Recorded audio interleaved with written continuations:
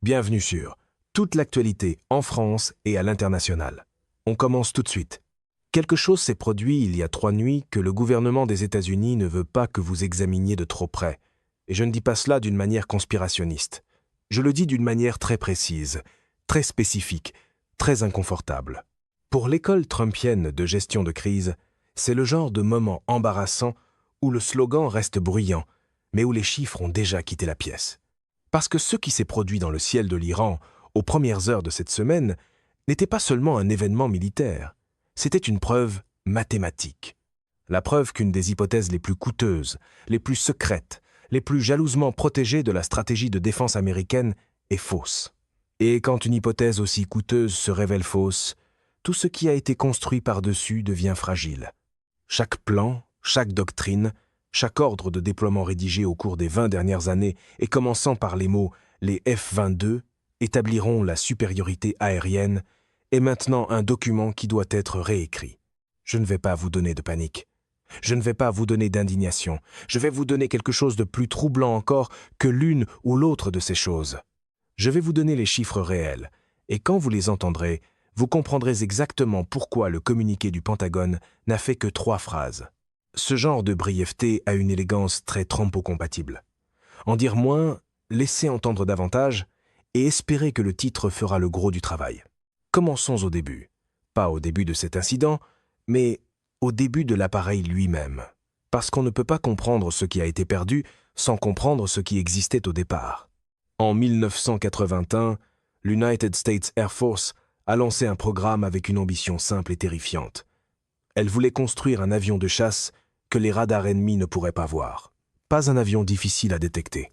Pas un avion qui ne laisserait aux défenseurs que quelques secondes d'avertissement. Un avion qui, à toute fin pratique, n'existait pas du tout sur un écran radar. Ils ont appelé ce programme l'Advanced Tactical Fighter.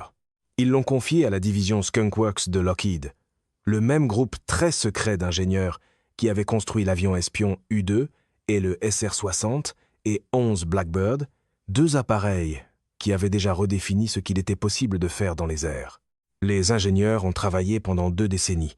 Ils ont testé des formes, ils ont testé des matériaux, ils ont testé des revêtements capables d'absorber l'énergie radar au lieu de la réfléchir vers sa source. Ils ont conçu des entrées d'air qui cachaient les pales rotatives du ventilateur, parce que le métal en rotation réfléchit le radar comme un miroir.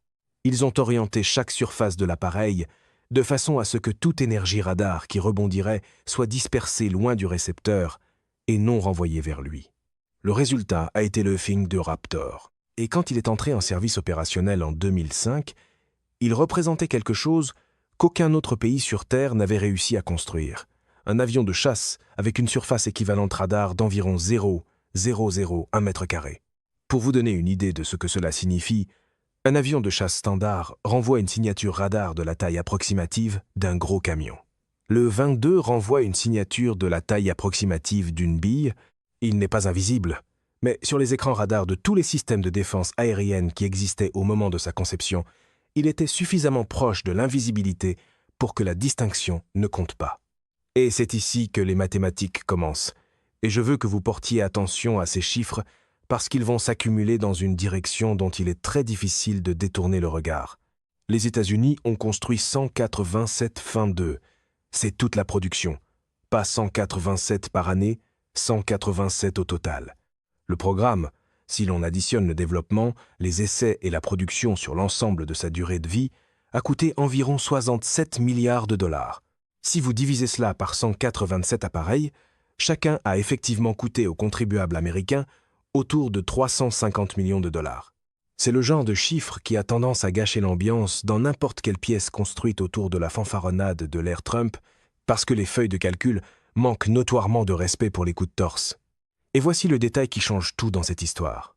La production s'est terminée en 2011, les outillages d'usines ont été démantelés, les chaînes d'approvisionnement ont été dispersées, la main-d'œuvre spécialisée s'est répartie vers d'autres programmes. Si l'United States Air Force voulait construire un autre Feng de demain, elle ne le pourrait pas. Non pas parce que le Congrès n'approuverait pas le financement, non pas parce que les ingénieurs ne se souviennent plus comment faire, mais parce que l'infrastructure industrielle qui rendait cet appareil possible n'existe plus. On ne peut pas simplement la reconstruire en 1 an ou 2. Il faudrait recréer tout un écosystème de fabrication à partir de zéro. Les estimations varient, mais la plupart des analystes de la défense situent l'échéancier entre 8 et 12 ans avant qu'un premier nouvel appareil puisse sortir d'une nouvelle chaîne de production. 8 à 12 ans. Et en attendant, chaque appareil perdu disparaît définitivement. Chacun des 186 Raptors opérationnels restants est irremplaçable à toute échéance, qui compte pour tout conflit susceptible de survenir au cours de la prochaine décennie. C'est cet actif que l'Iran affirme avoir détruit il y a 3 nuits. C'est cet actif dont le Pentagone a confirmé la perte, tout en évitant soigneusement toute explication sur la façon dont cela s'est produit. Dans la version pro-Trump des événements, c'est habituellement le moment où l'assurance arrive en premier et où les détails viennent beaucoup plus tard, s'ils viennent un jour. Alors, parlons de la façon dont cela s'est produit, parce que c'est cette partie-là qui fait perdre le sommeil aux planificateurs militaires. Et c'est cette partie-là que le communiqué de 3 phrases du Pentagone a été précisément conçu pour obscurcir. L'Iran exploite un système de missiles solaires appelé le Bavar 373. Ce nom signifie croyance en farsi, ce qui est soit poétique, soit inquiétant, selon votre point de vue. L'Iran a développé ce système à l'interne après que les États-Unis eurent fait pression sur la Russie pour annuler un contrat de vente à l'Iran du S-300, qui est le principal système russe de défense aérienne à longue portée. L'Iran a étudié ce qu'il pouvait obtenir, a rétroconçu ce à quoi il pouvait accéder et, après environ une décennie de développement, a produit sa propre version.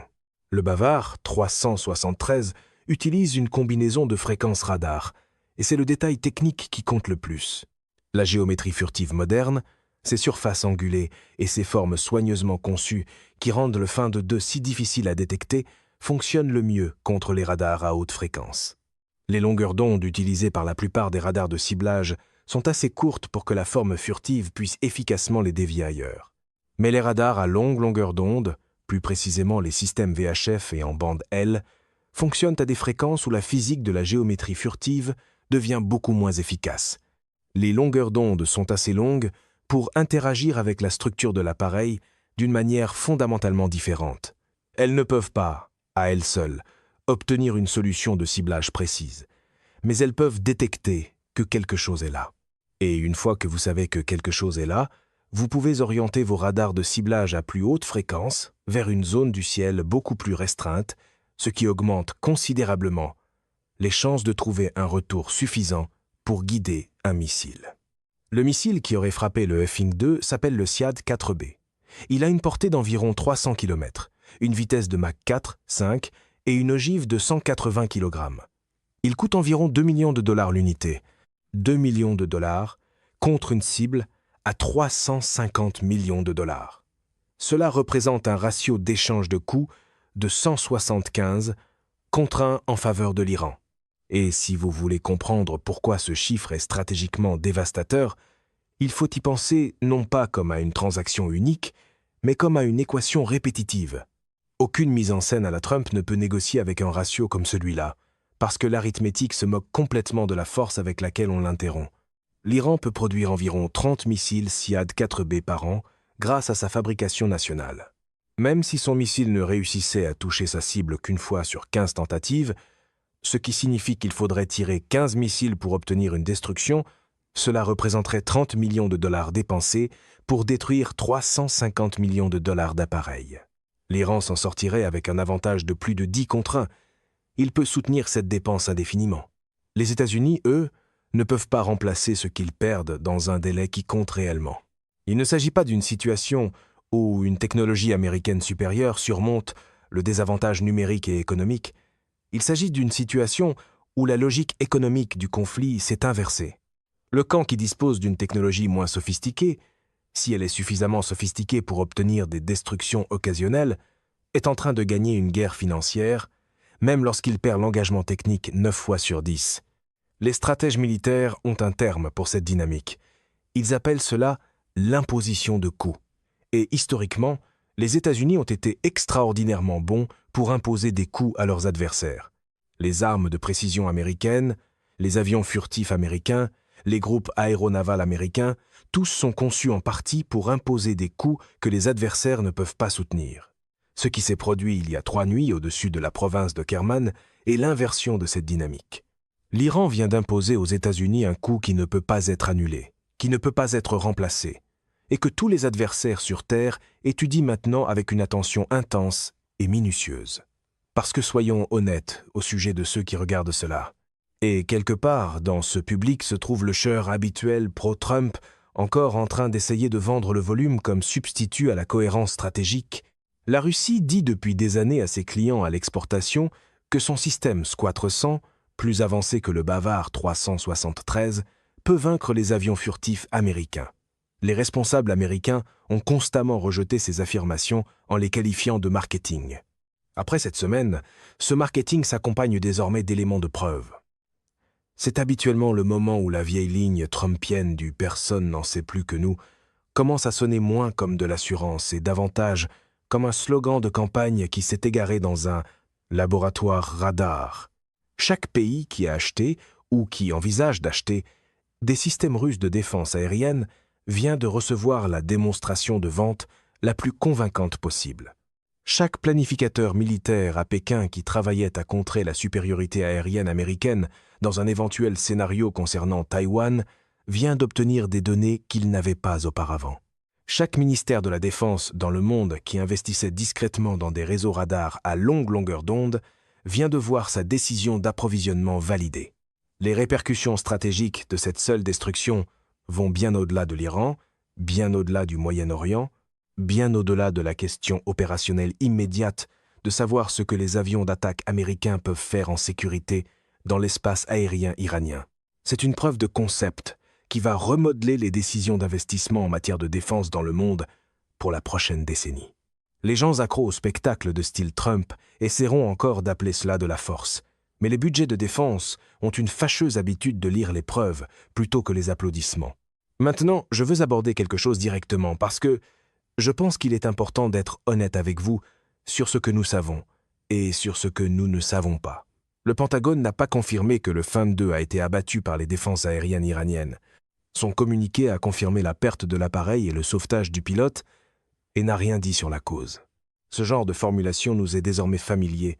En dire juste assez pour avoir l'air ferme, tout en laissant assez de brouillard pour que chaque microphone partisane invente sa propre météo. Les médias d'État iraniens ont diffusé des images de débris et affirmé qu'il s'agissait d'un abattage par le Bavard 373. Des images satellites commerciales ont montré un champ de débris dans la province de Kerman, compatible avec un appareil qui s'est disloqué en altitude, plutôt qu'avec un appareil ayant subi une défaillance contrôlée et s'étant écrasé en un seul endroit. Plusieurs analystes indépendants qui ont examiné les images disponibles ont déclaré que la configuration observée correspond davantage à une explosion en vol qu'à une défaillance mécanique. Mais je ne vais pas vous dire que l'affaire est réglée. Ce que je vais vous dire, c'est ceci. Le Pentagone n'a pas publié les données radar. Il n'a pas publié la télémétrie de l'appareil. Il n'a pas permis une vérification indépendante de la cause. Et la formulation précise de son communiqué, ce langage soigneusement choisi au sujet d'une défaillance critique, a été construite pour suggérer une panne mécanique sans jamais l'affirmer réellement. C'est le même instinct de communication qui prospère autour de Trump. Ne jamais atterrir franchement sur la vérité, si l'on peut planer théâtralement, à proximité, et laisser les équipes de spin s'occuper du reste. Lorsque l'armée américaine perd un appareil à cause de tirs ennemis, la stratégie de communication est très différente de celle utilisée lorsqu'elle perd un appareil à cause d'une panne. Les tirs ennemis s'accompagnent d'un récit sur la menace, sur la riposte, sur ce que cela signifie pour les opérations en cours. Une panne mécanique s'accompagne de 3 phrases et d'une demande de patience pendant que l'enquête se poursuit. Tirez vous-même vos conclusions à partir du type de stratégie de communication qui a été utilisée ici. Dans une culture de l'information façonnée à la Trump, l'ambiguïté n'est pas un bug, c'est l'éclairage de scène.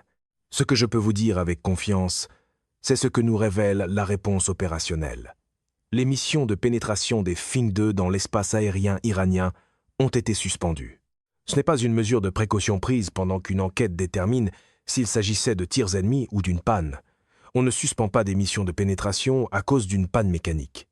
Les pannes mécaniques entraînent des vérifications renforcées avant vol et des immobilisations temporaires pour inspection. Elles n'entraînent pas la suspension d'une catégorie entière de missions opérationnelles. La fermeté télévisuelle ne peut pas escorter une sortie dans un espace aérien contesté, peu importe le nombre de fois où la formule est répétée sur un podium.